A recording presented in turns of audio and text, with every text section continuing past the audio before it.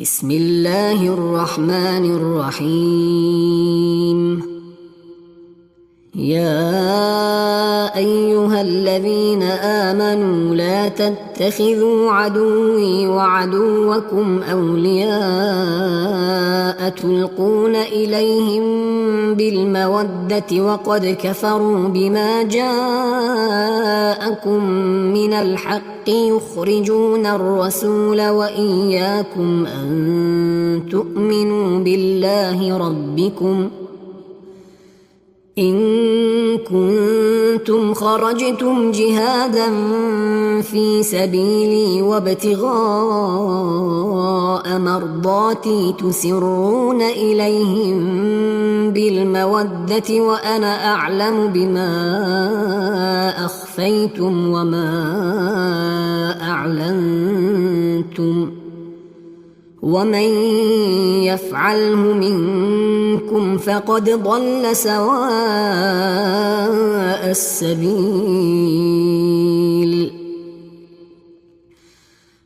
إن يثقفوكم يكونوا لكم أعداء ويبسطوا إليكم أيديهم وألسنتهم بالسوء وودوا لو تكفرون. لن تنفعكم أرحامكم ولا أولادكم يوم القيامة يفصل بينكم والله بما تعملون بصير. قد كانت لكم أسوة حسنة في إبراهيم والذين معه إذ قالوا لقومهم إنا براء منكم ومما تعبدون من دون الله كفرنا بكم وبدا بيننا وبينكم العداوة والبغضاء أبدا حتى تؤمنوا بالله وحده إلا قول إبراهيم لأبيه لأستغفرن لك وما أملك لك من الله من شيء ربنا عليك توكلنا وإليك أنبنا وإليك المصير. ربنا لا تجعلنا فتنة للذين كفروا واغفر لنا ربنا إنك أنت العزيز الحكيم. لقد كان لكم فيهم أسوة حسنة لمن كان يرجو الله واليوم الآخر ومن يتول فإن الله هو الغني الحميد.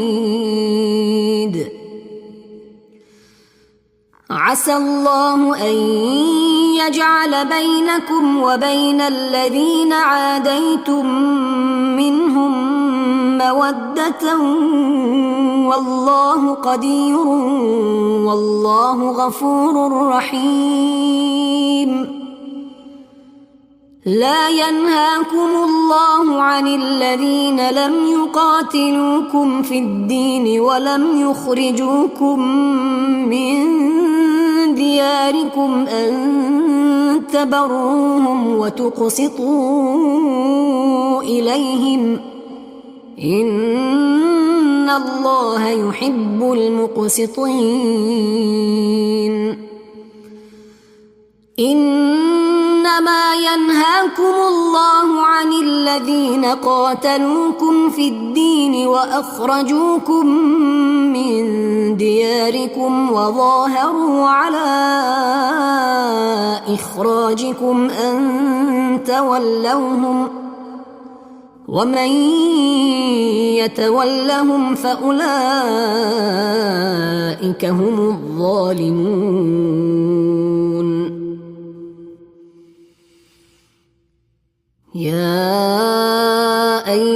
الذين آمنوا إذا جاءكم المؤمنات مهاجرات فامتحنوهن الله أعلم بإيمانهن فإن علمتموهن مؤمنات فلا ترجعوهن إلى الكفار لا هن حل لهم ولا هم يحلون لهن وآتوهم ما أنفقوا ولا جناح عليكم أن تنكحوهن إذا آتيتموهن أجورهن ولا تمسكوا بعصم الكوافر واسألوا ما أنفقتم وليسألوا ما أنفقوا ذلكم حكم الله يحكم بينكم والله عليم حكيم وإن فاتكم شيء من أزواجكم إلى الكفار فعاقبتم فآتوا الذين ذهبت أزواجهم مثل ما أنفقوا واتقوا الله الذي أنتم به مؤمنون يا أيها النبي إذا جاءك المؤمنات يبايعنك على ألا يشركن بالله شيئا ولا يسرقن ولا يزنين ولا يقتلن أولادهن ولا يأتين ببهتان يفترينه بين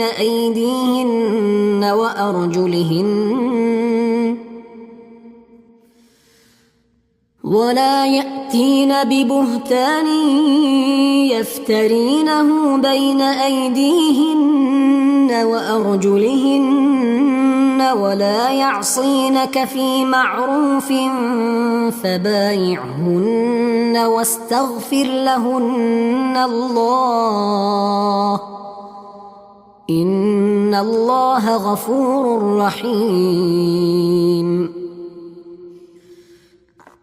يا أيها الذين آمنوا لا تتولوا قوما غضب الله عليهم قد يئسوا من الآخرة كما يئس الكفار من أصحاب القبور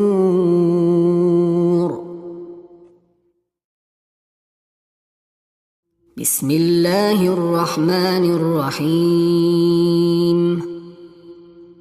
يا أيها الذين آمنوا لا تتخذوا عدوي وعدوكم أولياء تلقون إليهم بالمودة وقد كفروا بما جاءكم من الحق يخرجون الرسول وإياكم أن تؤمنوا بالله ربكم إن كنتم خرجتم جهادا في سبيلي وابتغاء مرضاتي تسرون إليهم بالمودة وأنا أعلم بما أخفيتم وما أعلنتم ومن يفعله منكم فقد ضل سواء السبيل إن يثقفوكم يكونوا لكم أعداء ويبسطوا إليكم أيديهم وألسنتهم بالسوء وودوا لو تكفرون لن تنفعكم أرحامكم ولا أولادكم يوم القيامة يفصل بينكم والله بما تعملون بصير. قد كانت لكم أسوة حسنة في إبراهيم والذين معه إذ قالوا لقومهم إنا براء منكم ومما تعبدون من دون الله كفرنا بكم وبدا بيننا وبينكم العداوة والبغضاء أبدا حتى تؤمنوا بالله وحده إلا قول إبراهيم لأبيه لأستغفرن لك وما أملك لك من الله من شيء ربنا عليك توكلنا وإليك أنبنا وإليك المصير ربنا لا تجعلنا فتنة للذين كفروا واغفر لنا ربنا إنك أنت العزيز الحكيم. لقد كان لكم فيهم أسوة حسنة لمن كان يرجو الله واليوم الآخر ومن يتول فإن الله هو الغني الحميد.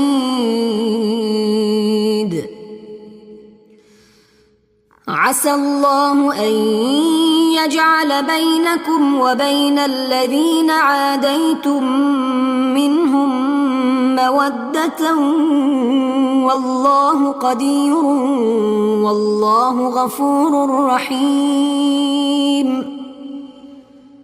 لا ينهاكم الله عن الذين لم يقاتلوكم في الدين ولم يخرجوكم من دياركم أن تبروهم وتقسطوا إليهم إن الله يحب المقسطين.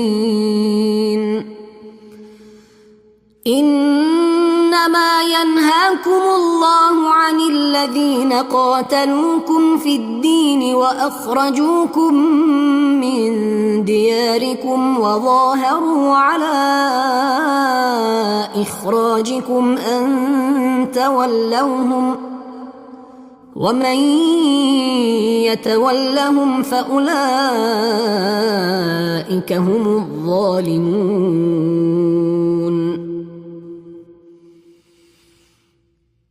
يا أيها الذين آمنوا إذا جاءكم المؤمنات مهاجرات فامتحنوهن الله أعلم بإيمانهن فإن علمتموهن مؤمنات فلا ترجعوهن إلى الكفار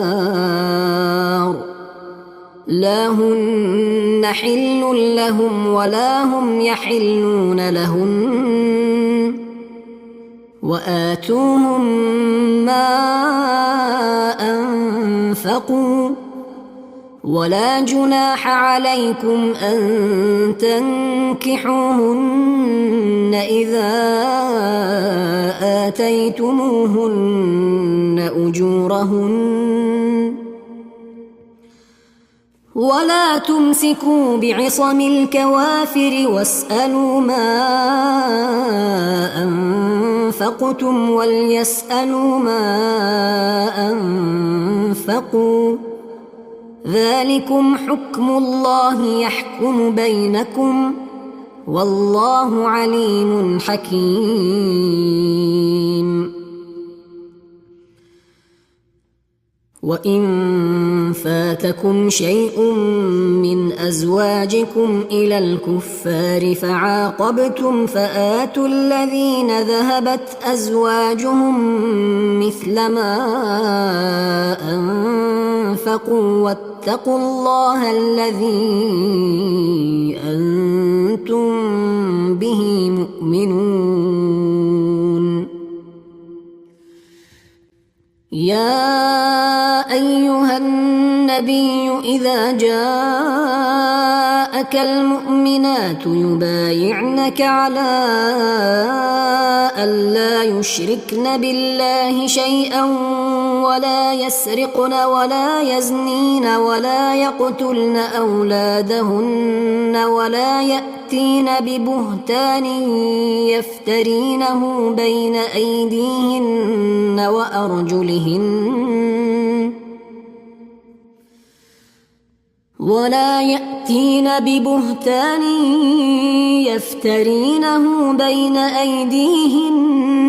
وأرجلهن ولا يعصينك في معروف فبايعهن واستغفر لهن الله إن الله غفور رحيم. يا أيها الذين آمنوا لا تتولوا قوما غضب الله عليهم قد يئسوا من الآخرة كما يئس الكفار من أصحاب القبور.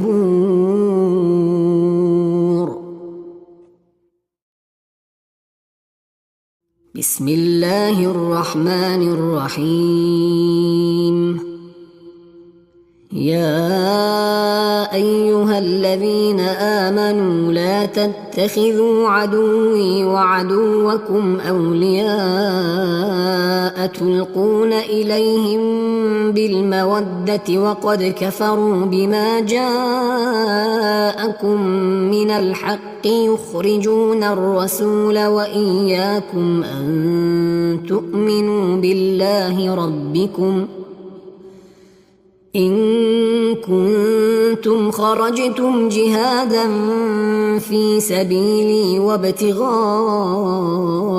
مرضاتي تسرون إليهم بالمودة وأنا أعلم بما أخفيتم وما أعلنتم ومن يفعله منكم فقد ضل سواء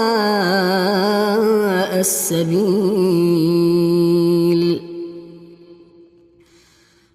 إن يثقفوكم يكونوا لكم أعداء ويبسطوا إليكم أيديهم وألسنتهم بالسوء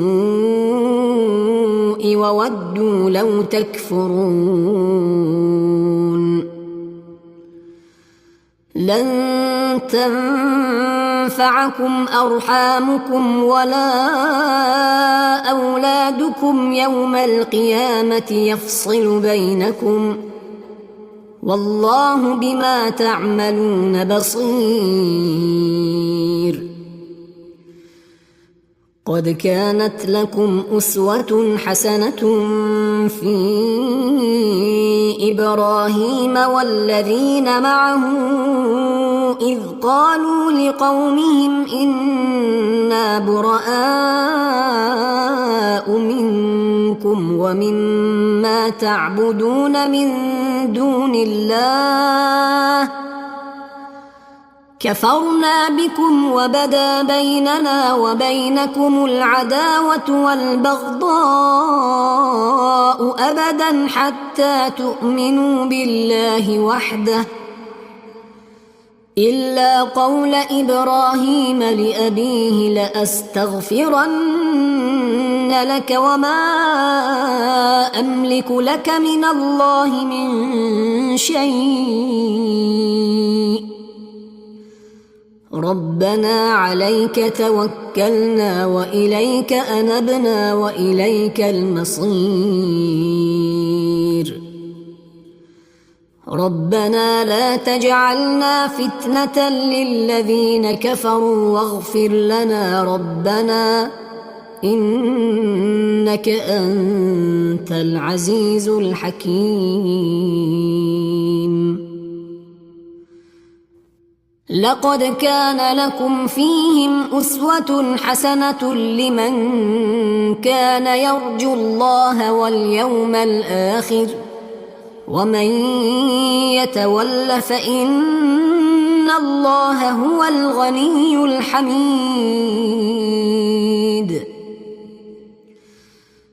عسى الله أن يجعل بينكم وبين الذين عاديتم منهم مودة والله قدير والله غفور رحيم.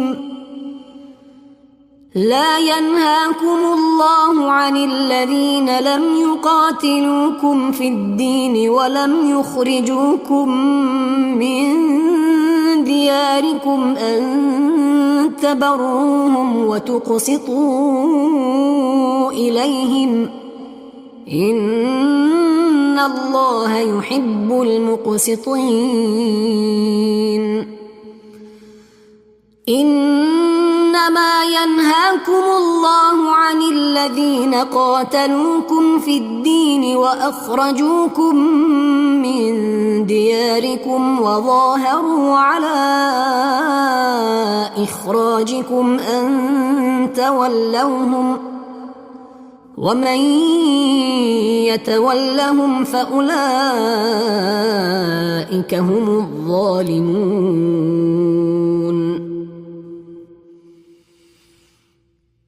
يا أيها الذين آمنوا إذا جاءكم المؤمنات مهاجرات فامتحنوهن الله أعلم بإيمانهن فإن علمتموهن مؤمنات فلا ترجعوهن إلى الكفار لا هن حل لهم ولا هم يحلون لهن وآتوهم ما أنفقوا ولا جناح عليكم أن تنكحوهن إذا آتيتموهن أجورهن ولا تمسكوا بعصم الكوافر واسألوا ما أنفقتم وليسألوا ما أنفقوا ذلكم حكم الله يحكم بينكم والله عليم حكيم. وإن فاتكم شيء من أزواجكم إلى الكفار فعاقبتم فآتوا الذين ذهبت أزواجهم مثل ما أنفقوا واتقوا الله الذي أنتم به مؤمنون. يا أيها النبي إذا جاءك المؤمنات يبايعنك على ألا يشركن بالله شيئا ولا يسرقن ولا يزنين ولا يقتلن أولادهن ولا يأتين ببهتان يفترينه بين أيديهن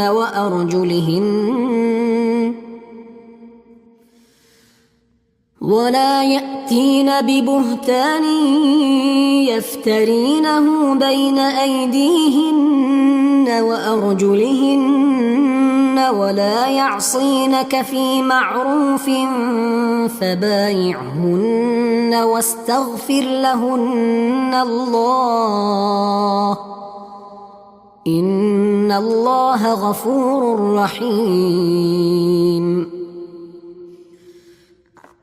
يا أيها الذين آمنوا لا تتولوا قوما غضب الله عليهم قد يئسوا من الآخرة كما يئس الكفار من أصحاب القبور.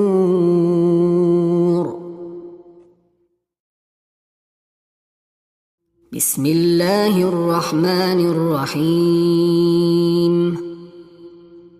يا أيها الذين آمنوا لا تتخذوا عدوي وعدوكم أولياء تلقون إليهم بالمودة وقد كفروا بما جاءكم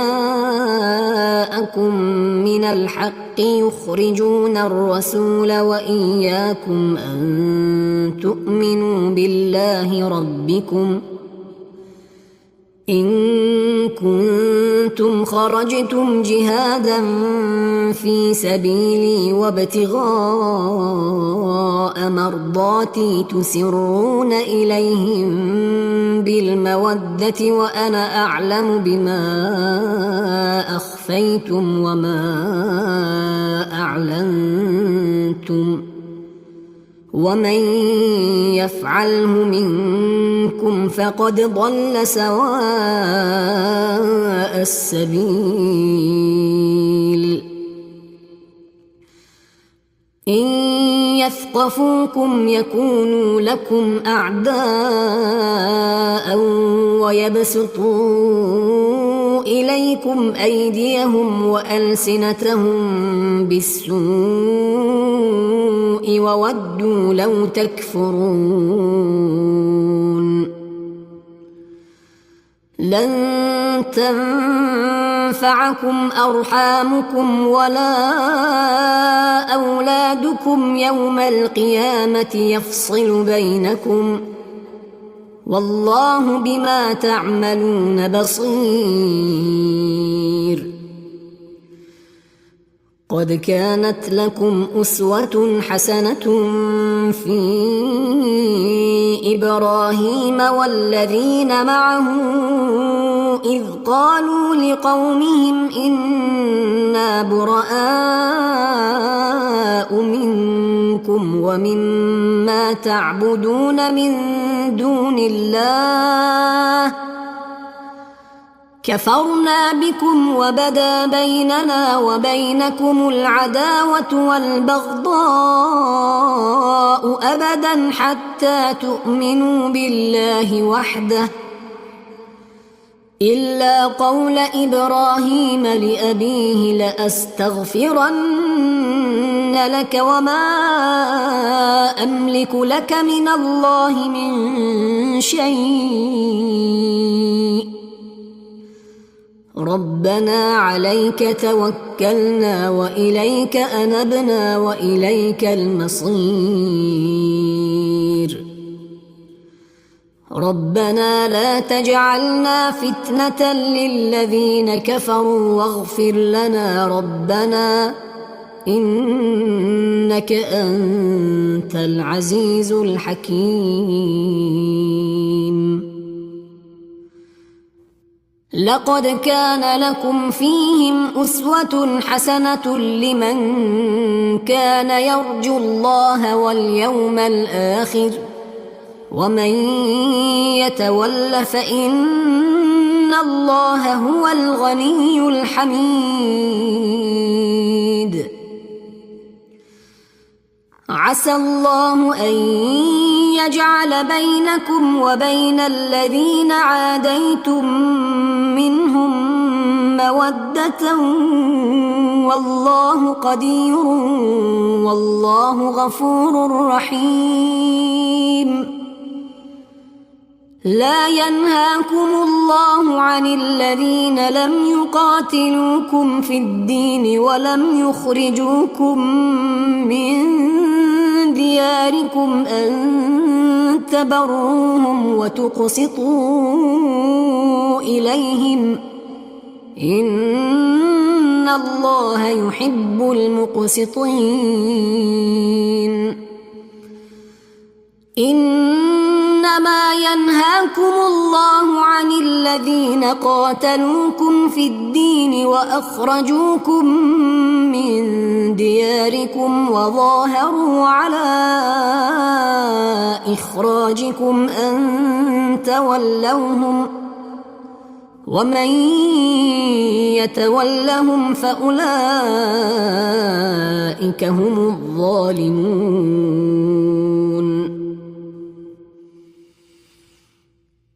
يا أيها الذين آمنوا إذا جاءكم المؤمنات مهاجرات فامتحنوهن الله أعلم بإيمانهن فإن علمتموهن مؤمنات فلا ترجعوهن إلى الكفار لا هن حل لهم ولا هم يحلون لهن وآتوهم ما أنفقوا ولا جناح عليكم أن تنكحوهن إذا آتيتموهن أجورهن ولا تمسكوا بعصم الكوافر واسألوا ما أنفقتم وليسألوا ما أنفقوا ذلكم حكم الله يحكم بينكم والله عليم حكيم. وإن فاتكم شيء من أزواجكم إلى الكفار فعاقبتم فآتوا الذين ذهبت أزواجهم مثل ما أنفقوا واتقوا الله الذي أنتم به مؤمنون. يا أيها النبي إذا جاءك المؤمنات يبايعنك على ألا يشركن بالله شيئا ولا يسرقن ولا يزنين ولا يقتلن أولادهن ولا يأتين ببهتان يفترينه بين أيديهن